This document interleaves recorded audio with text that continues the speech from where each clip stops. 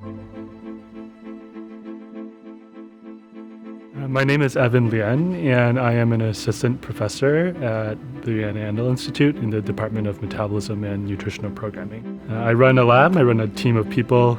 We're doing research on cancer metabolism. As an undergraduate at the University of North Carolina, Chapel Hill, I did my studies in biochemistry. At Harvard, I received a PhD in biological and biomedical sciences, and my research as a PhD student was centered around cancer metabolism, thinking about how metabolic pathways in cancer cells are altered to support the disease. After I received my PhD, I went on to MIT to do my postdoctoral training, and that's when I began to pull diet into the question, thinking about how dietary changes might alter those metabolic pathways in cancer cells in order to mediate the effects of the diet on disease progression. The reason why there's been a lot of interest in this space over the past 15 or 20 years really began with the finding that the genetic mutations that are found in cancer cells really are responsible in large part for altering the metabolism of those cancer cells, how those cancer cells take up nutrients and use those nutrients to proliferate faster.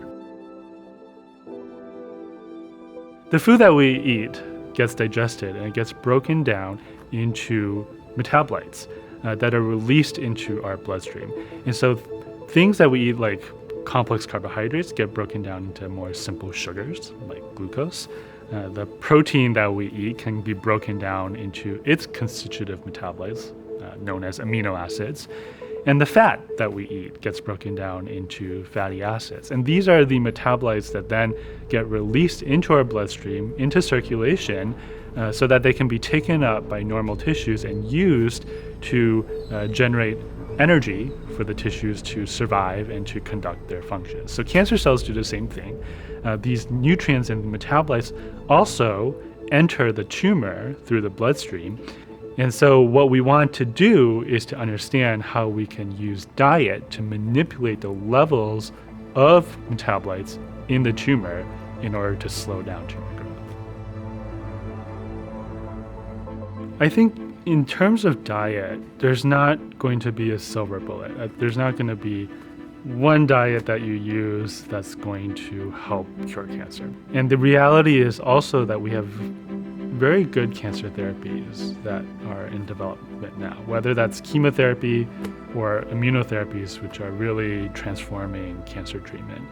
So my opinion is that the best way that we can use diet for therapy is to find ways to help diet make the drugs that patients are already receiving work better.